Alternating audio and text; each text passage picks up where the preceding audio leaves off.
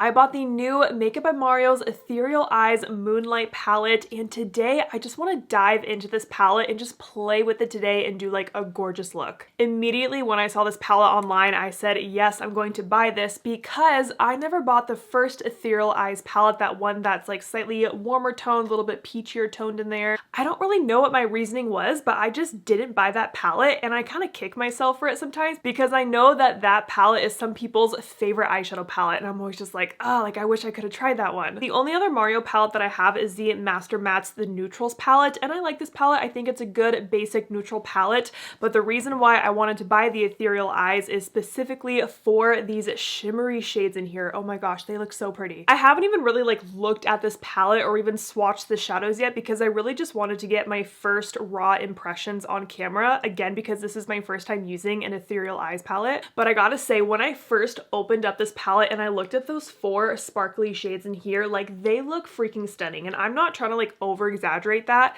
These look like gorgeous shimmers, but again, I haven't even touched them yet. I do like the more neutral, cool tone shades in here. Those are the type of shades that I like to wear more on a daily basis now. I don't really wear warm shades as much anymore as I used to. So kind of depending on how much I like this palette, I can see like, you know, these 4 shades becoming an easy go-to look for me. So I have the rest of my makeup on already because I really just wanted to focus on this palette today, and I think I want to do a pretty glam look with this, and I just need to dive in and get started and just stop yapping at you guys. Let's zoom in here. I did already prime my eyes with the Rare Beauty eyeshadow primer, and I just set that with the translucent powder. And I'm going to start with this shade on a crease brush. Okay, just picking up the shadow, I am getting a little bit of kickback there. Normally not like a deal breaker for me. Usually that means a shadow is pretty blendable in my opinion. So once I pick up that shadow, I'll just tap off the brush and see all that shadow coming off on it. What I actually do so I don't get eyeshadow everywhere, I keep this like silicone rubbery cup on my makeup desk, and I literally just tap off my brush into this cup, and that is the purpose of this cup on my desk. Well, it's so I don't get eyeshadow all over myself or all over my palette or my desk.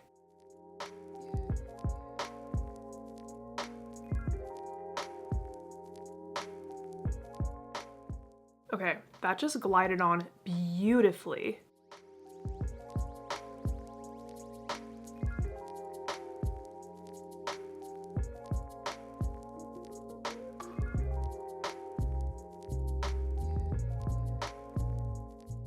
Really do like the cool undertone that this shade has. I did pick up a little bit more of the shadow, and I'm just building that up in the crease. It feels like my brush is like effortlessly running across my crease right now. And I do want to make sure I get this all the way into my inner crease so I'm picking up even more.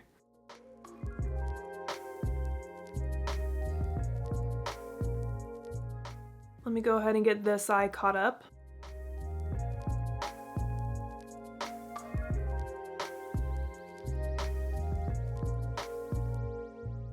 If you guys still want to see an in-depth like swatch video of this palette with comparisons and everything, please let me know because that kind of was on my list to do. But honestly, I just really wanted to play with this palette on my eyes first and not do swatches first like I normally do. But I do have a list of palettes that I do want to compare this palette to, like the ColourPop Stone Cold Fox, Natasha Denona Glam, the ColourPop of Quartz palette. So let me know if you're still interested in seeing that video. And another reason why I just wanted to play with this palette first on my eyes and just get like a feel for it is because I know the Sephora sale is coming up soon, and I feel like this is going to be on a lot of people's lists. So I really just wanted to get my first impression out there for you guys in case you're interested in my opinion, I guess. Now I'm going to pick up this shade on the same brush, and I kind of want to see if I can use this shade as a blending shade or just kind of see how deep it really shows up on my skin tone. I do have a bit of a fake tan on right now, so I'm not as pale as I normally am. This is a little deeper than I thought, okay. But I am just bringing this shade up a little bit higher towards my brow.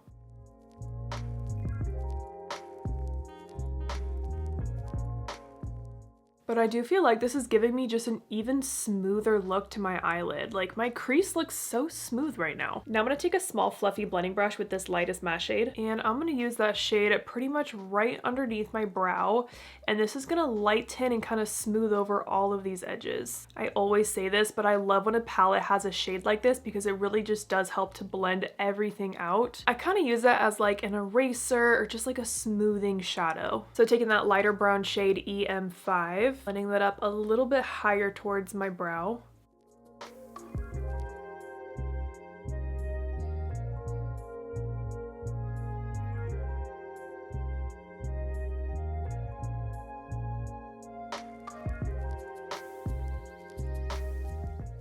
I almost feel like these matte shadows have a little bit of a sheen to it, and I'm kind of staring at them in the pan and I'm not seeing any of those like little sparkles. You know how some brands, like specifically Anastasia, will make those matte shades, but they have like a little bit of sparkle in it. These shades I've used so far do look completely matte, so I'm not really sure where this little sheen is coming from, but I'm not mad about it. And then taking that more vanilla shade on my fluffier brush and using that to blend right under the brow.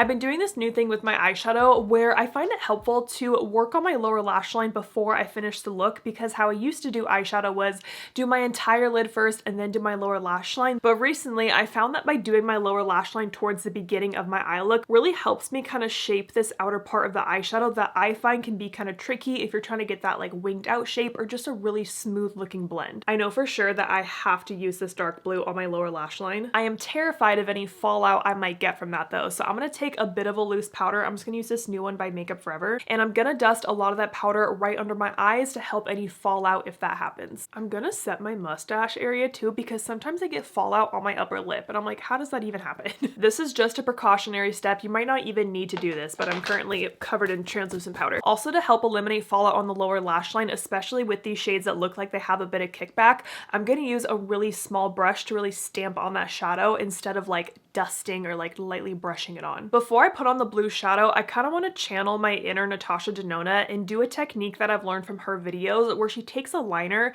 and kind of uses that as a guide for the lower lash line kind of outer corner area. Because I want this look to be pretty intense and glam, I am going to go in with the black liner. This one's by Makeup Forever, and I like this one a lot because it's nice and smudgeable. So I'm going to take that liner on the outer part of my lower lash line and just kind of extend my lower lash line outwards, and I'm following that angle. And I try to keep my eyes and my eyebrow pretty relaxed as I do this. So kind of like that. I know it looks a bit crazy. And now I'm taking that smudge brush with that dark blue shadow and I'm going to run that right on top of that line.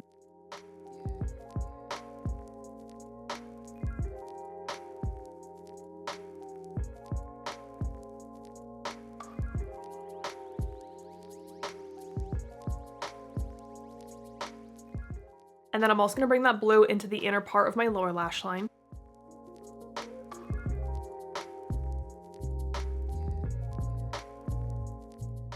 I am getting a little bit of fallout right now, so I am glad that I laid that powder down. I went ahead and got the other eye caught up, and I know this looks crazy right now, but I also find that it's kind of helpful if I like smile a little bit, because it helps me see it where this angle of this lower lash line should go. It just looks so exaggerated because it's so dark right now. I'm gonna go back to that first shade we started with on that small fluffy brush. Now I'm gonna use that to really soften out this blue under my eyes.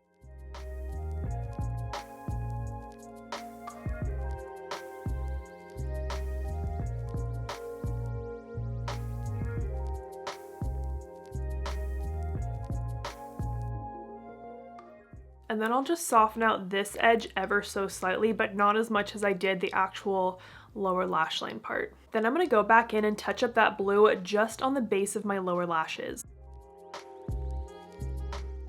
I'm also going to run that black liner in my waterline while I'm here. So there's what it looks like after I blended out that lower lash line quite a bit, and that's where I started. See how this just looks much better and softer, and that just looks so harsh. So let's blend that out. So again, taking that lighter kind of pinky toned matte on the tip of this brush, and I'm blending right on top of that blue. And then I'll just ever so slightly blend out this line, and then retouching up that blue. And adding that black liner.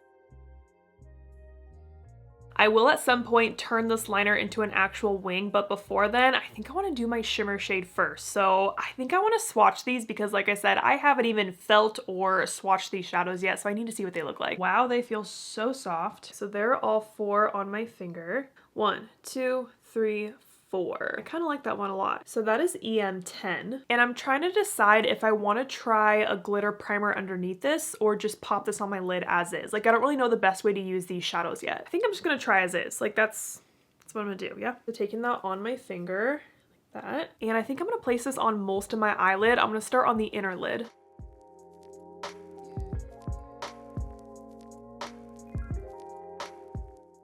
it really does feel so smooth on my finger. And I have really been into these kind of more toppery, just very shimmery, glittery shades recently. I think they're stunning. I do wonder if this shade would look better if I put like a matte shadow underneath it, just to give me a little bit of a color base, not necessarily like a tacky base or anything. Because while it does have a bit of color to it, it's still pretty sheer, I'd say.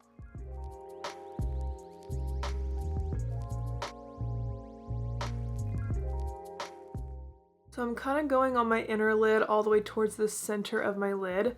I'm not doing the very outer corner just yet. I'm kind of waiting on that for now. The texture of these shadows is really something different, I gotta say. I wasn't really drawn to this shade at first, but I think it would work really well for this look. So I'm gonna take that on a flat packing brush, and I'm gonna start by adding that to the outer part of my lid, and I'm gonna start pretty low.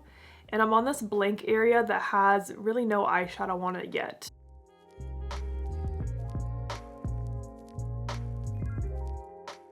See, and this is why at this point that this line is really helpful for me, because I know when I'm putting on this shadow to not extend it past this line. And I am doing a few layers of this shadow EM4, kind of bringing it into my outer crease.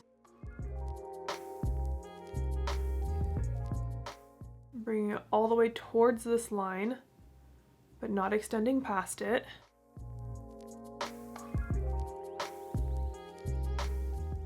Then going back to the shimmer I was using and just kind of overlap that towards this outer part of my eye. Now that I added that shadow to this very outer corner of my eye, I'm ready to finally complete my wing and make it look a little more like a wing and less like a straight line. So I'm gonna go back to that liner and just kind of add a really thin line to my top lash line in that very outer corner, and then I'm gonna start to smudge it out with that dark blue again. But this time I'm switching to a really small winged liner brush instead of the smudge brush so I can have even more precision and more control.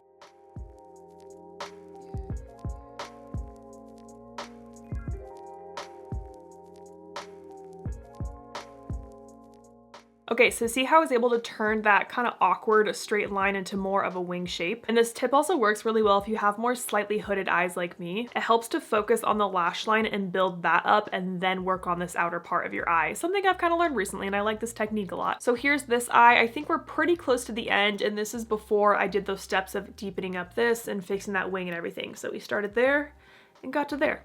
Not bad. Okay, we are caught up and looking a bit more even now. Now I'm gonna take that black liner and add just a touch of it into the very inner part of my top lash line. And then just kind of feathering out that line with my winged liner brush.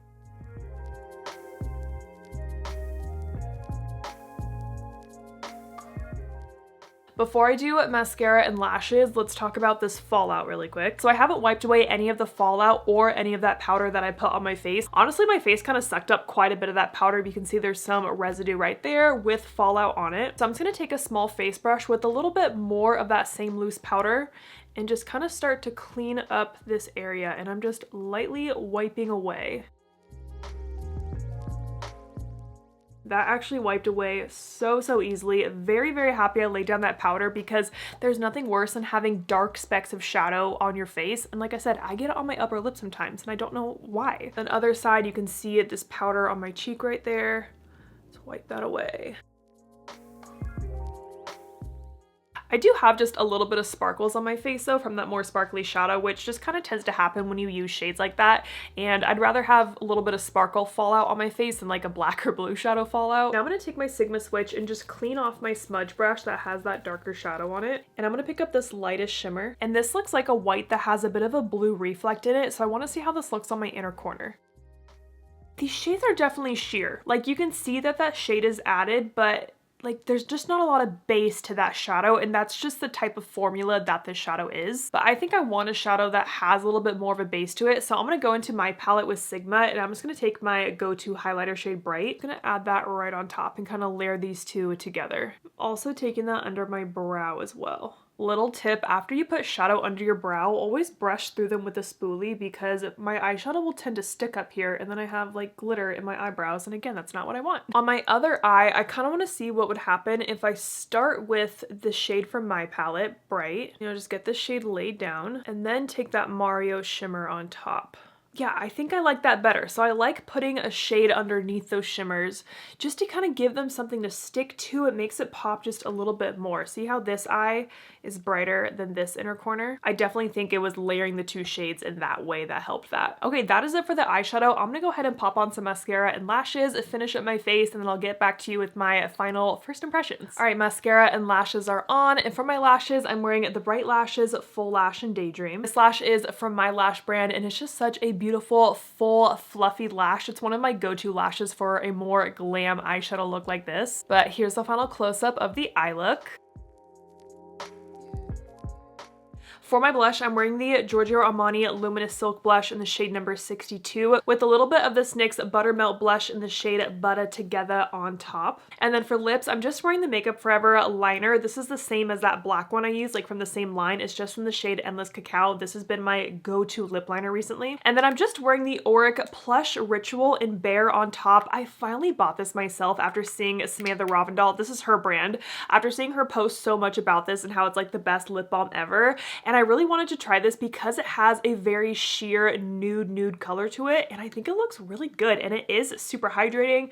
It has like a little bit of vanilla scent to it, and this was a little pricey, but I am really liking it so far. Okay, let's go over my first impressions of the new Ethereal Eyes Moonlight palette. First of all, I freaking love the look I created today. This is exactly what I wanted to do when I said I wanted to do a full glam look. I really wanted to use that blue navy shade. That's exactly why I wore this sweatshirt today as well. As far as the matte formula, you know, I used this shade, and then a little bit of this lightest matte shade. I thought they all applied and blended out very smooth on the eyelid. It almost kind of felt like the shadows blended themselves a bit, which I think is a good quality to have. And then those more intense shimmers, I used mostly this one all over the lid and a little bit of this lighter one. I think they look really pretty on the eyelid, but I definitely think they're a little over exaggerated when we see them online, like on Instagram and TikTok. You know, when people are filming those videos, they have the flash on. It's really going to show that sparkle and sheen in the shadows. And I kind of wish that these shimmer shades had a little bit more of like a pigment base to them. Like, yes, the sparkle and reflectiveness on them is beautiful, but I wish there was just like a tad bit more color. But I do definitely want to try these shades with some kind of glitter primer underneath it and see if that kind of helps to build up the base of the color and then just have the beautiful reflectiveness on top.